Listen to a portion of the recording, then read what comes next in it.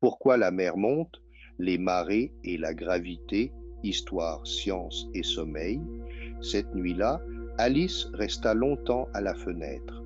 Dans le ciel, un mince croissant de lune pointue était suspendu, ressemblant à une tranche de melon. Qui t'a grignoté comme ça? Chuchota Alice. Avant-hier, tu étais ronde comme une crêpe, et aujourd'hui il ne reste presque plus rien de toi. Une ombre glissa sur la vitre, sur le rebord de la fenêtre, juste là où le verre était froid, le chat lunaire apparut. Il s'infiltra à travers le cadre fermé, comme de la brume, et s'assit à côté d'elle, enroulant sa queue autour de ses pattes. Personne ne l'a grignoté, ronronna le chat en regardant le ciel. La lune est toujours ronde, Alice, comme un ballon. Elle ne change jamais de forme. Mais je le vois bien. Alice pointa son doigt vers la vitre. Il n'y a que les cornes qui brillent. Le chat sourit doucement, si tant est que les chats sachent sourire. Te souviens-tu de notre carrousel de feu? La lune est une boule de pierre. Elle ne brille pas d'elle-même comme une ampoule. Elle fonctionne comme un miroir. Elle reflète la lumière du soleil. En ce moment, le soleil l'éclaire de côté et nous ne voyons qu'un bord. Le reste de la lune se cache dans l'ombre. Elle a simplement détourné son visage de nous. Le chat sauta sur le tapis. Mais la lumière n'est pas le plus important. Le plus important, c'est la force. Même si la lune semble petite, elle est très forte. Elle sait déplacer les océans. Alice regarda le fin croissant avec méfiance. Elle est si loin. Comment peut-elle toucher l'eau? Imagine que la couverture sur ton lit est l'océan, proposa le chat. Alice grimpa dans son lit et lissa sa couverture bleue.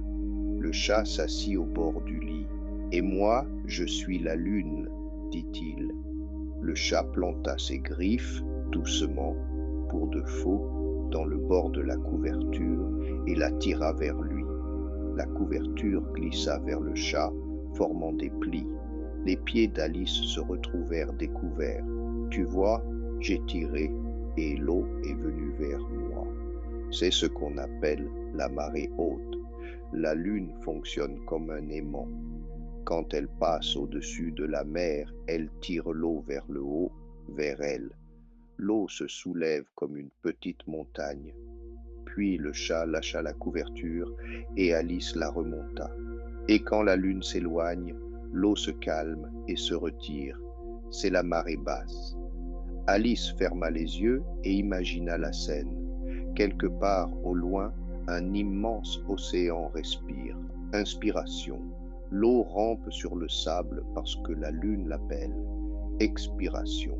L'eau repart parce que la lune est partie. Donc, l'océan veut juste sauter jusqu'à la lune, demanda Alice d'une voix ensommeillée. C'est exactement ça. La voix du chat devint plus basse, se fondant avec le tic-tac de l'horloge. Ce sont de vieux amis. La lune tourne autour de la terre et promène les vagues comme un petit chien en laisse. 2 fois par jour, l'eau vient et 2 fois elle repart. C'est ainsi que bat le cœur de l'océan. Alice sentit la couverture devenir lourde et douillette, comme une vague marine tiède qui la recouvrait entièrement. « Bonne nuit, lune, chuchota-t-elle. Ne tire pas trop fort sur la couverture. »« Bonne nuit, Alice, » répondit le chat en se dissolvant dans l'obscurité. « Aujourd'hui, la mer sera calme. » Et Alice rêva qu'elle se balançait sur des vagues qui respiraient en rythme avec le ciel.